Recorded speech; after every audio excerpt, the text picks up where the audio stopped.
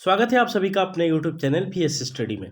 दोस्तों SSC CHSL exam 9 मार्च 2023 GK GS question paper है जो कि शिफ्ट 1 से रिलेटेड है।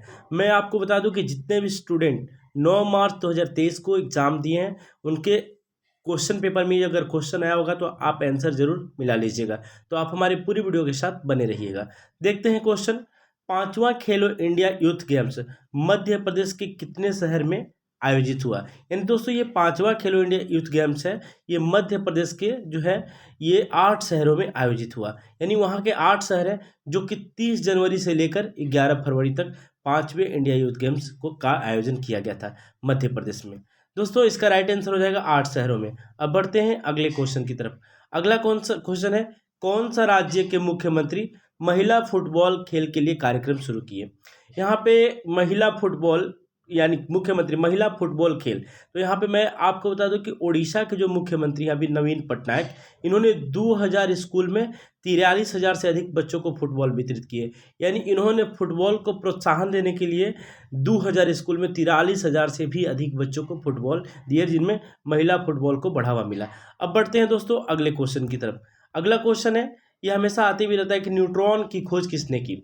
न्यूट्रॉन यानी इलेक्ट्रॉन प्रोटॉन न्यूट्रॉन, यहाँ पे न्यूट्रॉन यानी इलेक्ट्रॉन की बात करें तो जेम्स चैडविक, प्रोटॉन की बात करें तो यहाँ पे रदरफोर्ड, और न्यूट्रॉन की बात करें तो इलेक्ट्रॉन यहाँ पे जेम्स चैडविक हो जाएगा। इलेक्ट्रॉन न्यूट्रॉन क्या, तो यहाँ पे आंसर होगा जेम्स चैडविक।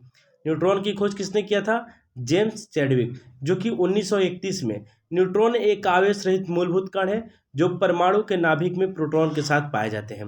यानी ये परमाणु का जो नाभिक होता है उसमें प्रोटॉन के साथ पाए जाते हैं, और इसकी खोज जेम्स चैडविक ने की थी। अब बढ़ते हैं अगले क्वेश्चन की तरफ। अगला क्वेश्चन है, शेर ए बिहार किसे कहा जाता है। शेर ए बिहार, दोस्तों यहाँ पे शेर ए बिहार के नाम से जाना जाता है राम लखन सिंह यादव। इसका राइट आंसर हो जाएगा राम लखन सिंह यादव। अब बढ़ते हैं अगले क्वेश्चन की तरफ। अगला क्वेश्चन है, राष्ट्रपति शासन किस अनुच्छेद के तहत लगाया जाता है। मैं यहाँ पे डिटेल बता रहा हूँ आपको कि भारत के संविधान का अनुच्छेद 356, नोट कर लीजिएगा। अनुच्छेद 356 केंद्र की संघीय सरकार को राज्य में संवैधानिक तंत्र की विफलता या संविधान के स्पष्ट उल्लंघन की दशा में उस राज्य का राज्यपाल सरकार को बर्खास्त कर उसे राज्य में राष्ट्रपति शासन लागू करने का अधिकार देता है।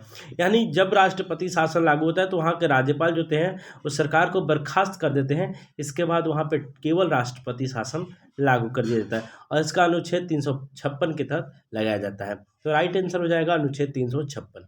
अब बढ़ते हैं अगले क्वेश्चन की तरफ।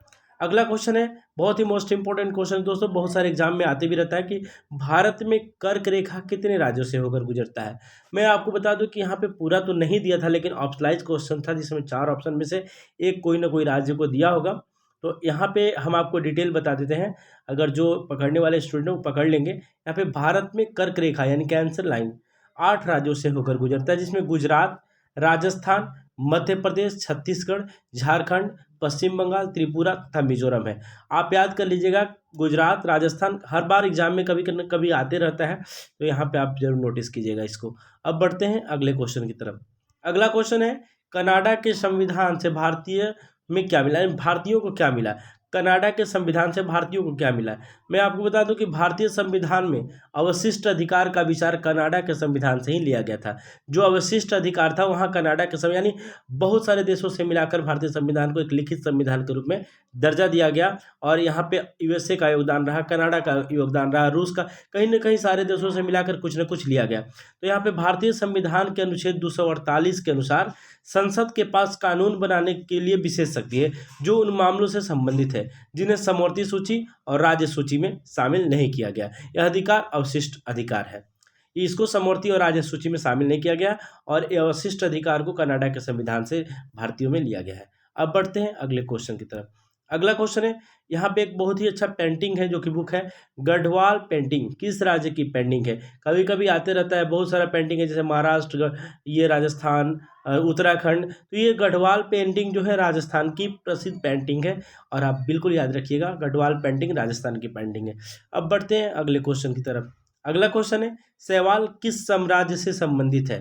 दोस्तों यहाँ पे जो शैवाल होता है उसका साम्राज्य मोरेरा यानी मोनेरा, और इसका काम क्या होता है, पौधों और जानवरों का जैविक वर्गीकरण सबसे पहले सरल रूपात्मक पात्रों के आधार पर अरस्तु के द्वारा किया गया था। तो दोस्तों सवाल जो है वो मोनेरा साम्राज्य से संबंधित है। अब बढ़ते हैं अगले क्वेश्चन की तरफ। अगला क्वेश्चन है, क्षोभ मंडल की धरातल से ऊंचाई कितनी है? क्षोभ मंडल, आयन मंडल, और यहाँ पे ये क्षोभ मंडल की बात कर रहा है। तो क्षोभ मंडल, आयन मंडल, समताप मंडल, तो ये क्षोभ मंडल का जो है 14 किलोमीटर है और इसकी मोटाई 7 से 20 किलोमीटर है। तो आपको याद रखना होगा कि क्षोभ मंडल की धरातल से ऊंचाई 14 किलोमीटर है। तो दोस्तों ये था हमारे वीडियो से रिलेटेड फैक्ट। ऐसे ही हमारे वीडियो के साथ बने रहे।